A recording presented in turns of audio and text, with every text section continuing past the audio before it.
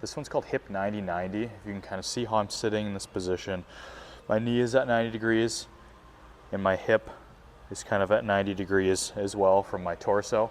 What I want to do with this one is you can use this as a stretch. So the first part, if you want to stretch that posterior side, you can hinge over, get a good stretch that way and hold it. Just try to let the leg relax, get a good deep stretch here. But what we want to use this for is we want to use this more as a mobility and deep hip activation exercise. So that's going to be focusing on the back leg with internal and external rotation. So what you're going to start with is your hand is going to be on your ankle. Okay, the more you lean to the away from it, the easier it's going to be.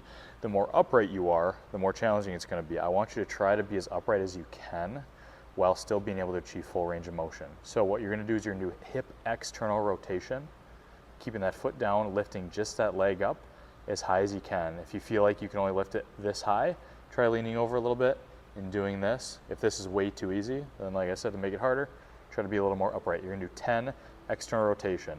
Next one's going to be internal rotation. So to start off, you might need to lean a little bit farther because this one's more challenging, but this knee is going to stay down and you're going to be lifting that back foot off of the ground. Again, if you can do it easily, make yourself a little bit more upright and really try to lift that leg. If you can't lift it very high, grab the inside of your foot here, inside of your shoe, and kind of give yourself a little bit of a boost. Okay, you're just going to do 10 of those, and then you just switch sides and repeat. So this is called the hip 90-90 pigeon stretch. Basically, we're going to be in that 90-90 position. You're going to be dropping your chest, hinging over at your hips. You're not going to round. You're going to hinge over at your hips. Drop your chest towards that leg. You should feel a good stretch kind of on the posterior side of this hip. Just going to hold that there. You'll do both sides on this one. This is called foam roller thread the needle. Your hand is going to be down on the inside of the foam roller. Other hand is going to go behind this arm in front. This left arm, my left arm here, can bend a little bit to give you more thoracic rotation. But what you're going to do is you're going to slide and you're going to reach as far over as you can.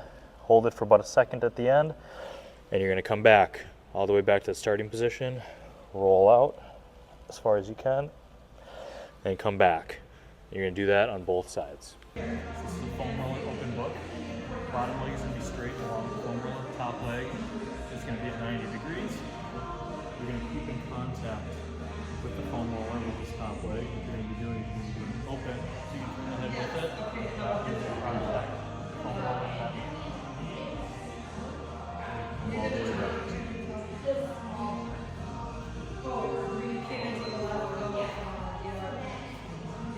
Come all the way back.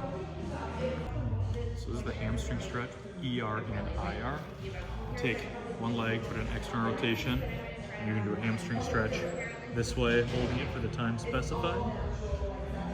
And then the internal rotation version, you're going to take this leg, put it into internal rotation like this. Same thing. You're going to be stretching from this position for the specified time. We'll do both sides. Sideline sleeper stretch. So your arm is going to be at 90 degrees perpendicular to your body. Take this top hand, we're just going to stretch the shoulder into internal rotation. Going to the point of slight discomfort, but not pain. Just going to hold it there for about 30 seconds. After you finish, come back up. And you're going to repeat, go back down into that position. This is a foot elevated hamstring stretch. What you're going to do is find a surface. You can use a little box, you can use a bench, whatever. Dowel over the back is optional. I just kind of like it because it gives you something to rotate on. Put one foot up, legs to be straight. You're going to be hinging over. You'll feel a good hamstring stretch here. What you're just going to do is you're going to rhythmically rotate side to side. Get a good stretch. Rotate. Nice comfortable depth. Feel a good pull. You rotate for a lot of time. It'll be both sides. So this is a half kneeling hip flexor stretch. What I want you to focus on with this one is to do a posterior pelvic tilt initially. So what I want to do is I want to flatten this low back and kind of lock in that hip flexor at the origin so it can't move. Because if I don't do that, I can stretch my hip flexor like this. I'm not really doing a whole lot, okay? What I want to do is I want to do that posterior tilt. My back is flat. I feel tension here. That's as far forward as I can go. You're going to hold that. And then if you want to add another layer to it, hands can go over the top and you side bend away. while maintaining that position.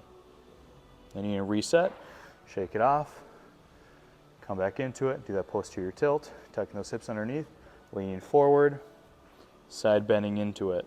Do that a couple times, then switch sides.